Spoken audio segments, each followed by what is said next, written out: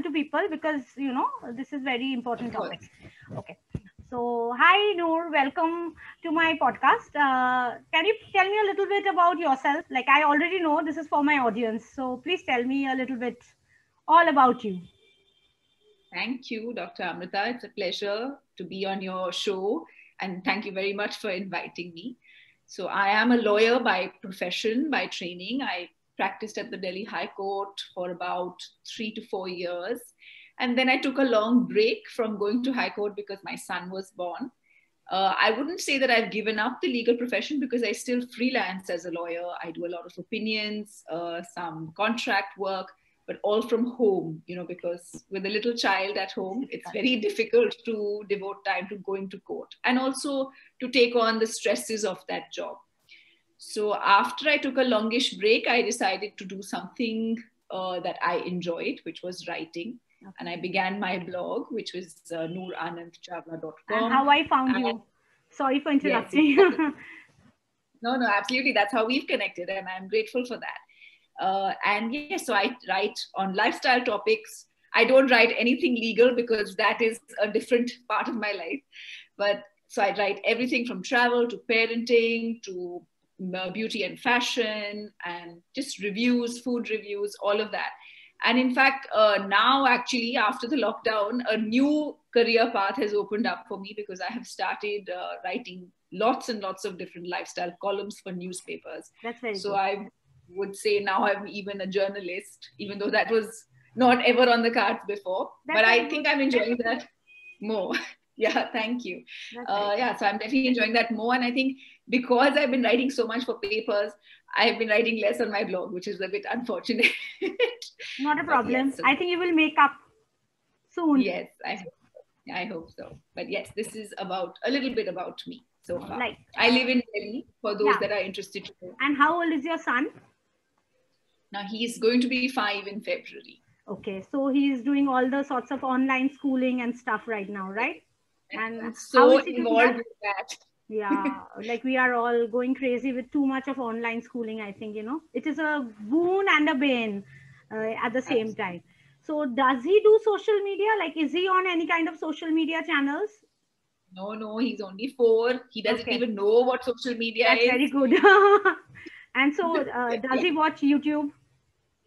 Yes, he does. He does watch certain videos on YouTube. I won't say that he's completely devoid of any screen time. Okay. But we are very selective about what he watches. And I think we've also really focused on, sort of honing certain interests in him. So he loves animals. So we make sure that, we keep getting books. We have a huge library for him. I think he has more books than I do, I'll be very honest.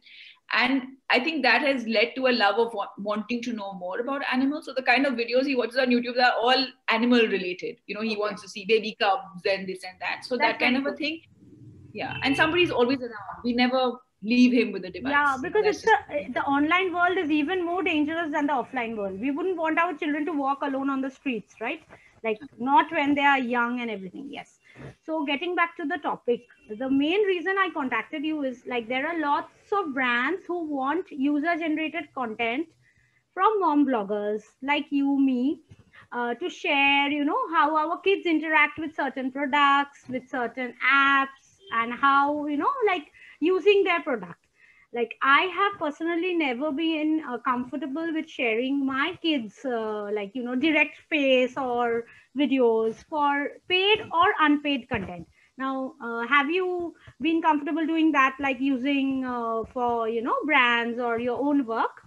Have you done that? So, it's a very interesting question, and it has always been a bit of a trouble. I have had personal issues with it. I don't like doing it, but I have done it. So that's why I'm saying it's been a difficult issue for me also to grapple with.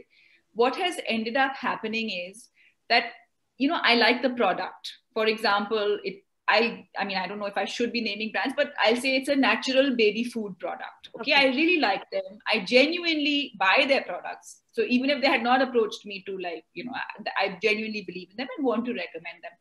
And obviously, if they're doing a campaign with me, a paid or unpaid campaign, they want the child because they want the audience to be able to connect with, the product for children. And what will I do? Even as a model, I'm just the mother. So then it's a bit of a conundrum. I really want to promote them genuinely because I like the product, but I also don't want to put my child, as like, right, as a model. It's a problem that way. It's an ethical problem. I think what you've said, I try to make sure that it's not a full frontal shot. I never make him say anything, not even one dialogue. So like, because then he'd have to look into the camera. So it's literally like, okay, there's a photo of him eating it from the side, then he runs off. So it's like that. So that's how I move around it. That's one way of getting around it. So do you ask him like, baby, do you want to do it? This is for this thing. Like, does he have a say in this? Like, does he have consent? Like, even though he is not the age of consent, like, does he have an opinion on this? Do you encourage that? He does. So most often he just says, no, I don't want to do it. Yeah, because my daughter, she will be like, when she's drawing stuff, even then she's like, this is not for your blog. Everything is not for the blog. You cannot be putting all my pictures on the blog. This is her artwork I'm talking about. Her picture, though, I cannot even click without a permission. So artwork also I have to take permission, because it's content. Like whatever we put out, it's content. So yes, so you are asking your child's permission. That's very good. Now I'll ask you the really tough questions. So what does the privacy law for minors in India cover? Does the Children's Online Privacy Protection Act in India really give children protection? Not really, it doesn't. And I think, this kind of, like with many other laws that have been in place for a few years, it's kind of not keeping up with the technology, how fast it's changing, and I find that that's a problem across the board. So in fact, in 2019, December, a new bill has been tabled in the parliament, right? They've introduced it. It's called the I'll just tell you. I've written it down. Personal Data Protection Bill. Mm-hmm. And this is actually more geared towards the kind of, issues that we are grappling with as parents, as content creators, and wanting to put our children or not wanting to put our children, and also children themselves having this desire to be on social media. Yeah. So this PDP bill is actually addressing that more than the other Children's Online Privacy Protection Act. That was more for things like, against pictures that contain nudity or other kind of, very direct involvement. Here, you're talking about data. Now, what we've seen, I don't know if you've seen the movie Social Dilemma. No, I haven't. Did you watch that on Netflix? No. Okay, so very interestingly, it talks about how all of these algorithms on social media play off of the data that we provide. Yes. So if a child, is looking at a certain kind of video, they will keep sending out that kind of video to him and even to the parents, because they know that that child is likely to interact with that video, right? Now, obviously, that is data. That's privacy data being collected, and that's very scary because, it can really just go from one thing to another, and it could potentially be really bad for us. It could be used, it could be manipulated, it could be for multiple reasons, Yes. So now this bill has been introduced last December in the parliament, and they're still deliberating on it. And from what I've read very recently, in November last month, in fact, they have decided to add a few more clauses and sort of talk about not just privacy of an individual, but also talk about larger data breaches, like political data breaches, this and that. And it's going to be a big bill. And I don't know when it will get passed as an act. It's in the works. It's in the works. Okay, so we can look and here protection. Yeah, very notably, actually, one thing that I must say, that they have a section that covers minors under the age of 18, which is the highest in the entire world. No, that's the, I think there was a newspaper article and I read that, because in America, I think it's 13. And that's where all the, the explicit contents on TikTok is allowed. It was allowed, and it shocked me. Like, those kind of things were being streamed on Twitter also. Like, this TikTok star and everything.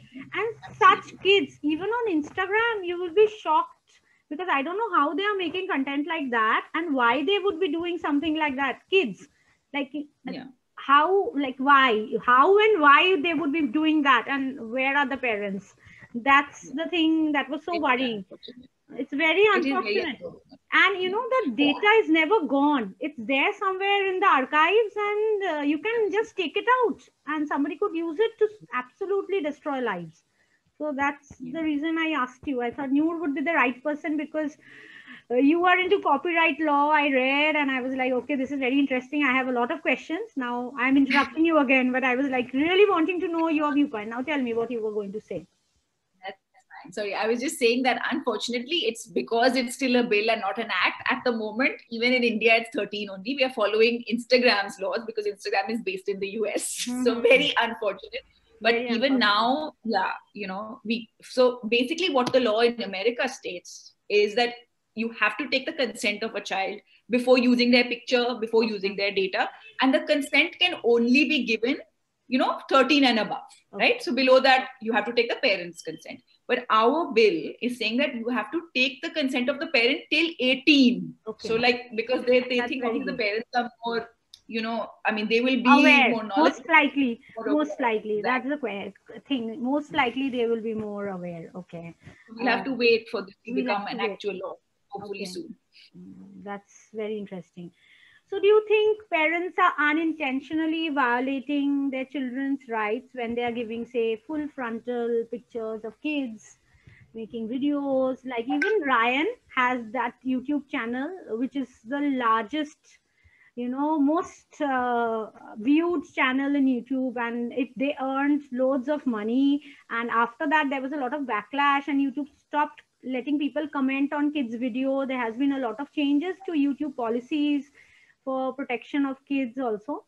So my question to you is, so do you think parents could be unintentionally, violating the children's privacy rights when they make them model stuff as even, what shall I say, even film stars and influencers and, people like us? So I think that's a very, okay, I'll answer it from a purely legal perspective first. Yeah, because that will legally be I'm easier. asking you. Yeah. So as per the laws, parents are guardians and parents are totally responsible for the welfare of their children, for taking any and all decisions as to do with their children. And the law cannot say anything to them. Okay. Right? So, imagine a situation like this, like just to give you a sort of comparison. Now, if a child grows up and blames his parents for his bad academic results because they put him in a bad school or in, not one of the better schools, can he then, can the parents be held responsible for that decision? No, they cannot, because it was, they took, what they thought was the best decision for their child. Also, of course, keeping in mind budget, lifestyle, this and that. Now, here also, the parent is the guardian, the parent is responsible. If something unfortunate happens, it is the parent's fault, but the law cannot blame, the child cannot one day get up and say that it's my parents' fault and I will come back to you. So till they are minors, they are allowed to take any decision, and if they want to put their child full face, full everything, they can. They can make a separate Instagram page for them, which I have seen many people do. They earn money off of their 10-year-old children who are doing cute dances, and they get product endorsements and this and that. So yes, they are allowed to do that legally. There is nothing stopping them. Even with this new bill, when it becomes an act, there will be nothing stopping them, because that is not being addressed in this act. It's, I think personally, if I was to speak as a mother and as a content creator, I would say that people should now start waking up to the reality and the kind of harm perhaps that it is doing to the personalities of their children. If at 10, a person or a child thinks that, oh my God, I'm a celebrity and I'm a star, there's so many mental issues that they will grow up with, in addition to all the... My God, it's shocking. It's like the thing is actually could be very harmful. Even, that's why I said unintentionally. Could they be harming? So yes, definitely harming, yes. But from a legal perspective, they cannot be held responsible. Okay, so legally they are safe. So legally they are safe. Because they are allowed to do it. Yeah, because you remember Amisha Patel? I'm naming a celebrity. I think she has sued her parents about some kind of work-related money issue. That was very much in the news back then. I don't know what happened, because generally people don't talk about what happens next, only the sensational part. That is a very different case. So she was an adult. And when you're an adult, you can sue anybody you want. You can even sue your parents. And also the money part, like when parents are earning money from kids' content, and as you said, till 13, the parents are the legal guardian, and then the 13-year-old kid could do that and could be earning money. So even money-wise, it's a difficult issue later on in life. Like it opens up a lot of gray areas. Like, yes, it does. Now, this is something that our courts have never actually dealt with, because, you know, all of this is such recent behavior. So it's only when the child attains the age of 18 and then they feel, oh, you know, my parents have been having all this money that I have been earning for my content. And then we may want to take it back. Yes, so exactly. We may see these kind of cases crop up in 5 to 6 years from now. But at the moment, there is no precedent. So we can't say what the judges will rule. But, you know, in India, we're a very conservative society, especially the judges, is what I've seen personally. You know, when I go to court, they always take the favor of the parents, is what I've seen. Okay, I think as parents, I'm going to be like, totally okay with that. I think that's the right way to be, because we wouldn't want to harm our kids. Like, you know, every parent in their own way want to build a resource for their kid, even if it's earning money. It's like it's going to be used for most likely the kids' education, the future, for, as you said, like, you know, it could be for multiple reasons, for access to better care stuff. So yes, it helps. And I mean, after all, you are using that money, like you said, even the child's food, everything you are paying for, right? So if the child then suddenly gets up and says, give me my money, like, so it's going to be, that's what I was like, you know, before all this, we never had this kind of issues, like, you know, so exactly. And these kind of like when I used to see content about children going viral, that kind of made me think, because it's a way of also monitoring the citizen of the world when you have all your faces online. Like when the Hong Kong thing was going on, they used to pull their caps down over their forehead so that nobody could actually capture their faces. When people put faces on camera, they are actually digitally, you know, making their fingerprints or footmarks. And even 30, 40 years down the line, some software can pick up their identity. It's very easy. It's totally possible. So it's a kind of, as I said, it's very confusing areas right now. Okay. Yes, I really apologize for this sound in the background. It's my laptop. I can't help that. I'm terribly sorry. Okay. Another question I have. Could adolescents unintentionally be harming their future career prospects when they share, as I said, Instagram, TikTok mein, you know, extremely explicit video content, adult content, when they are maybe not in a job, but in the future they might be in a job, and all jobs now check the social profile of candidates. So could they be doing that? Could they actually harm their career prospects by having content like that? Yes, definitely. And this, again, I'm saying this just as a mother and as a content creator, they will definitely be harming their future career prospects. I mean, you've said it already, you know, everybody now, before interviewing prospective candidates, they do a full Google search. And even if you think you've been very smart about hiding whatever you were doing, it's going to like turn up, you know, we have this digital footprint. Exactly. And I mean, I understand that many people, especially adolescents, they feel like, okay, this is my career path and I will be doing this for the rest of my life. Yes. Not realizing that, I mean, if TikTok is gone, tomorrow Instagram could be gone. Absolutely. You know, this may not be a viable career path 5 years later. There may be some new technologies and some new kind of thing coming up, right? So you have to keep that in mind. And it's very difficult to maneuver this whole digital world because there's so many aspects to it. But there's something which is in our control. That's keeping ourselves safe as far as possible, right? So don't take that naked selfie and send it to your boyfriend over DMs. Don't do that. You know, why would you do that? It's something that you can have control over. So, or even just putting provocative videos, wearing tiny little things. It is going to harm you, even if it's not about a job, opportunity or anything. You know how India is. We live in a traditional society after all, and I mean, there's a lot of different challenges that you will have to face in life if that's what you're doing, you know. And I also find it strange, like you said, how do their parents not know? I mean, a lot of them have fake profiles. They pretend to be older than they are. And all of this is so easy to do online. And, you know, especially if parents are not familiar with the internet or not comfortable, don't have their own devices, whatever. So somewhere we need to start this kind of educational process. You know, perhaps schools can do it, or parents should be initiated to tell them that you have to guide your children. After all, you are responsible for them. You know, tell them that, okay, this works, but this doesn't work. There have to be certain boundaries that you have to adhere to. Yes. Only when you're confident that you can take responsibility for the kind of content you're putting out, and you actually have a career path which is not going to be harmed by whatever content you're putting, I think that's the kind of content everybody should be putting out. You know, like something which we can be proud to own. Like we don't have to use a fake name or a fake profile or a fake DP and not let anybody know.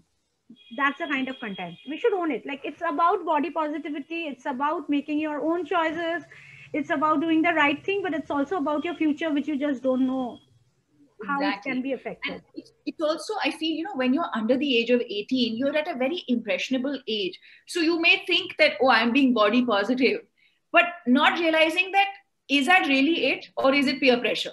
Yeah. You know, it could be, Why could just be like, okay. Actually, we don't need to, like, you know, just because you have a, like whatever, like you don't need to, like you do it if you have to, like, I don't know what. But yes. No, I feel like when you reach a certain age and you feel like this is absolutely my own conscious decision, that's fine. But 14, 15-year-olds, it cannot possibly be a conscious decision. Yeah, actually, because 14 to 18, that's as you said, it is just too much. Like, you know, it's too serious when you're making a decision like that. It's not right.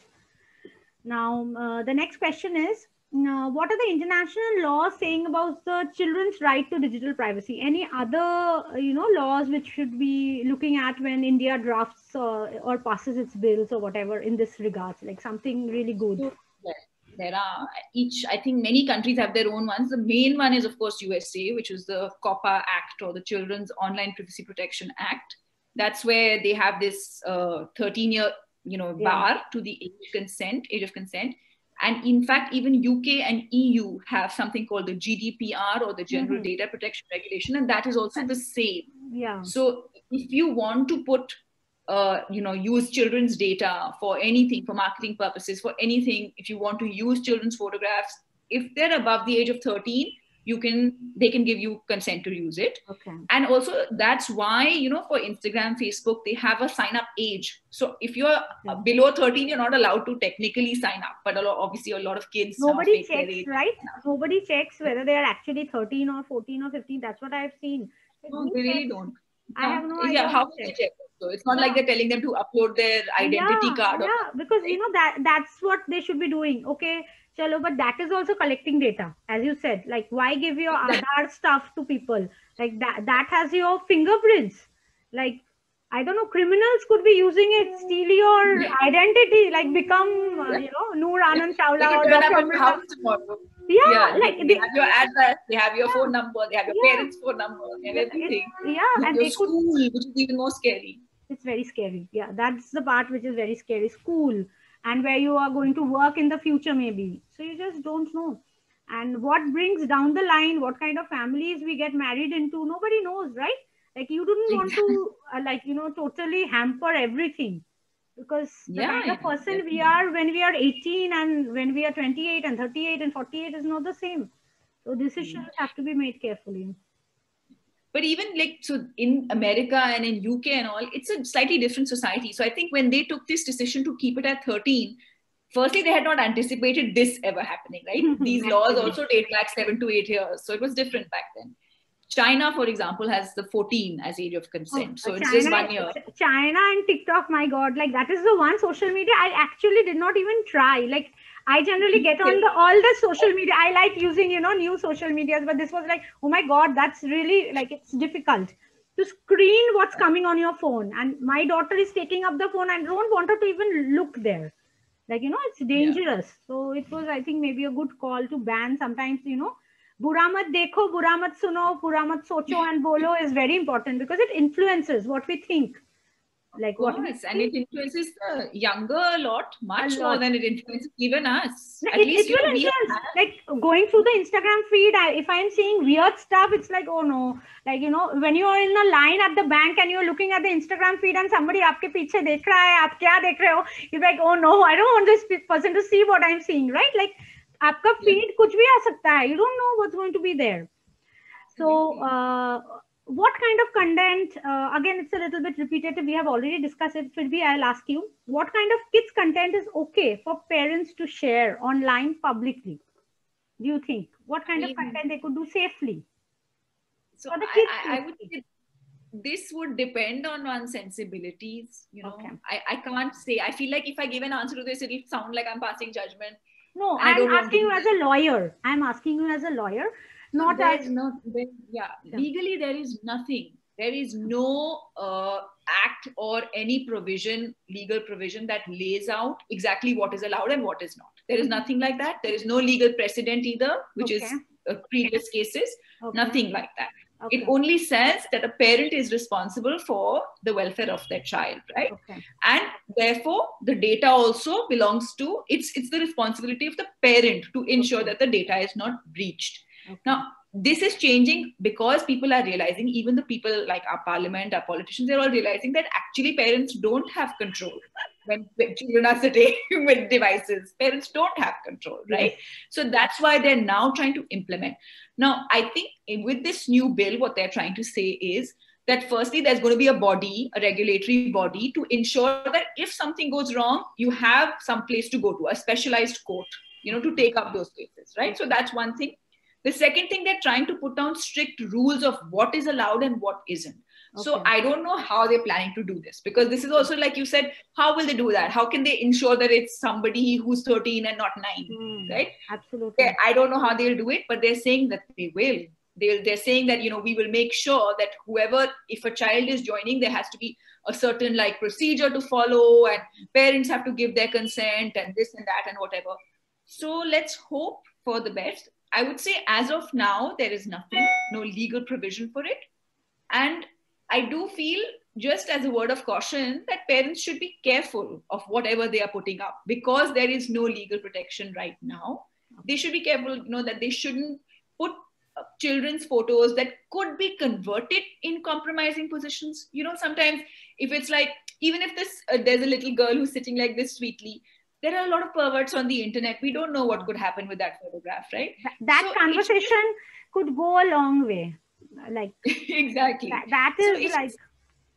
Yeah, I think parents just need to be careful of the kind of content that they're putting out, because right now they don't have legal protection. They themselves are the protection. So they have to be extra careful. And when this bill is passed, we will see, we will analyze it. Perhaps we can have another conversation after it comes into place. Yeah, we could do that. And does the labor laws regarding children have something to do with all this digital work and everything? Interestingly, no. It does not cover digital content creation. Because technically, you could. Even in movies, they have duration of hours the kid could be working. I think something like that. Those things are there. So that's a thing. Technically, if it was to go to court, you could bring it under the law, right? Because the labor law has a definition of what constitutes a laborer, and what constitutes a laborer that is minor. And then again, when it's a minor laborer, then there's a number of hours and the kind of work, this and that. So you could technically say that it is covered. But again, it's something that's so subjective, because social media, how do you measure the number of hours, right? Okay, I was sitting at 2 in the morning and replying to comments on my daughter's post, for example. Then, you know, like what hours? Was she doing the work? Was I doing the work? Am I the agent? Is she, you know, my client? It's very gray. It's very gray. Yeah, it is very gray, exactly. And there's no like strict law in place, not even under the Labor Act, that defines it as of now. This is actually very interesting, because all kids nowadays want to review product after seeing Ryan. Like, and parents are like, okay, it would be wonderful. Ryan ka 1/4 bhi mil jata. 1/4 kya? 1% bhi mil jata to bahut hota, because they have like huge turnovers. So, and people watch those channels mindlessly. Actually, the people are little kids who like watching little kids. And nowadays, so everything is online. So yes, I think it's a consumerism that's on the rise, and as parents, we have to take more care. So I think we have covered everything very beautifully. And going Yes. forward, once this bill is passed, maybe we will have another conversation about this. Definitely, we should. I mean, they are in the process of actually, talking about it, discussing it in this winter session. So I think maybe in a couple of months we'll have some clarity on this bill particularly. Okay. And I would love to revisit it with you. Yeah, and any parting comments? What what we should think going forward, creating content online to keep our privacy, as a focus. How to do that? I would say that it's time for us all to, well, wake up to understand what social media is, and use it to our advantage, not let it take over our lives, which a lot of people are unfortunately doing, not just for themselves, but also for their children. It's like they let social media and the internet define who they are.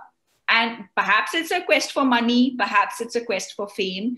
We've got to understand that it cannot be like this, because things keep changing, especially technology wise. Things keep changing, and we cannot put all of our balls in one court and forget about the rest of the world. We still have to live in the rest of the world. So take an informed decision. If you must put your child in on the internet, be careful of how you're portraying them. Be careful of the kind of content that they are putting out. Be careful of also endorsing products, just for the sake of money. Don't do it. Make sure that, okay, there is some sort of relatability and some sort of believability. And so, yes, I would just say that, yes, as parents, the law is telling us that we are everything for the child. So then it is totally our responsibility, and we should take it that way. On that note, as parents, we rock, and all of us, we want to take the right decision. Thank you so much, Noor, for being with me. And I will sign off now. Yeah, thank you so much.